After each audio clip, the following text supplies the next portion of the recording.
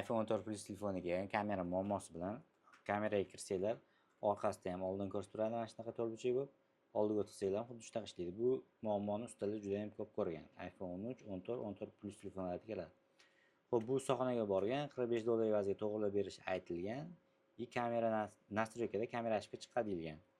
Bu yerda hozir ustaning foydasi $10. Men buni 300 ming so'm evaziga qilib berishga olib qo'yganman. Foydam ham 300 ming. Chunki hech qanaqa rasxod qilmayman.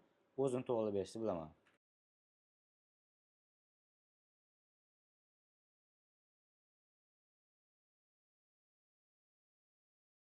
14 Plus telefonimiz tayyor bo'ldi. Ko'rishingiz mumkin. 1x05 oldi kameralari ishlab turibdi.